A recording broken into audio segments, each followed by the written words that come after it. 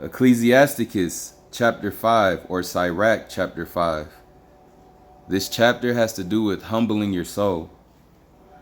Set not thy heart upon thy goods, and say not, I have enough for my life. Follow not thine own mind and thy strength, to walk in the ways of thy heart, and say not, who shall control me from my works? For will surely revenge thy pride.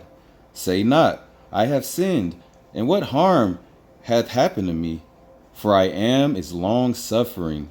He will in no wise let thee go. Concerning propitiation, be not without fear, to add sin unto sin. And say not, his mercy is great. He will be pacified for the multitude of my sins. For mercy and wrath come from him, and his indignation resteth upon sinners. Make no tarrying to turn to and put not off from day to day, for suddenly shall the wrath of come forth, and in thy security thou shalt be destroyed, and perish in the day of vengeance. Set not thine heart upon goods unjustly gotten, for they shall not profit thee in the day of calamity. Winnow not with every wind, and go not into every way. For so doeth the sinner that hath a double tongue. Be steadfast in thy understanding, and let thy word be the same. Be swift to hear, and let thy life be sincere, and with patience give answer. If thou hast understanding, answer thy neighbor. If not, lay thy hand upon thy mouth. Honor and shame is in talk, and the tongue of man is his fall. Be not called a whisperer, and lie not in wait with thy tongue. For a foul shame is upon the thief, and an evil condemnation upon the double tongue. Be not ignorant of anything in a great matter or a small. Ecclesiasticus chapter 6, or Sirach chapter 6. This chapter has to do with friendship. Instead of a friend, become not an enemy, for thereby thou shalt inherit an ill name, shame, and reproach. Even so shall a sinner that hath a double tongue. Extol not thyself in the counsel of thine own heart, that thy soul be not torn in pieces as a bull straying alone.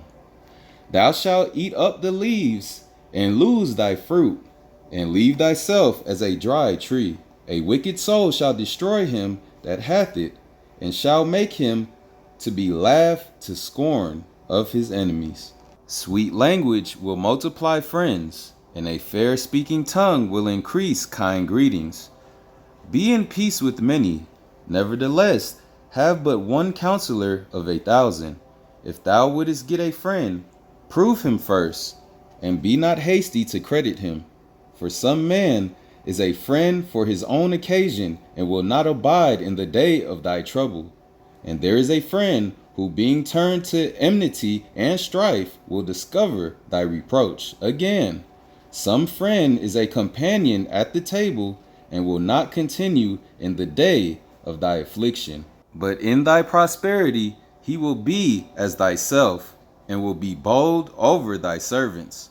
If thou be brought low, he will be against thee, and will hide himself from thy face. Separate thyself from thine enemies, and take heed of thy friends. A faithful friend is a strong defense, and he that hath found such as one hath found a treasure. Nothing doth countervail a faithful friend, and his excellency is invaluable. A faithful friend is the medicine of life, and they that fear shall find him. Whoso fear shall direct his friendship aright, for as he is, so shall his neighbor be also. My son, gather instruction from thy youth up, so shalt thou find wisdom till thine old age. Come unto her as one that ploweth and soweth, and wait for her good fruits. For thou shalt not toil much in laboring about her, but thou shalt eat of her fruits right soon. She is very unpleasant to the unlearned. He that is without understanding will not remain with her. She will lie upon him as a mighty stone of trial, and he will cast her from him ere it be long. For wisdom is according to her name, and she is not manifest unto many. Give ear, my son, receive my advice, and refuse not my counsel, and put thy feet into her fetters, and thy neck into her chain. Bow down thy shoulder and bear her, and be not grieved with her bonds. Keep unto her with thy whole heart, and keep her ways with all thy power. Search and seek, and she shall be made known unto thee. And when thou hast got hold of her, let her not go. For at the last thou shalt find her rest, and that shall be turned to thy joy. Then shall her fetters be a strong defense for thee, and her chains a robe of glory. For there is a golden ornament upon her, and her bands are purple lace. Thou shalt put her on as a robe of honor, and shalt put her about thee as a crown of joy. My son, if thou wilt, thou shalt be taught, and if thou wilt apply thy mind, thou shalt be prudent. If thou love to hear, thou shalt receive understanding, and if thou bow thine ear, thou shalt be wise. Stand in the multitude of the elders, and cleave unto him that is wise. Be willing to hear every godly discourse, and let not the parables of understanding escape thee. And if thou seest a man of understanding, get thee betimes unto him, and let thy foot wear the steps of his door. Let thy mind be upon the ordinances of I am, and meditate continually in his commandments. He shall establish thine heart, and give thee wisdom at thine own desire. All praise to my power, I am that I am, the power of the Son of Man, Abraham, Isaac, and Jacob. Shalom.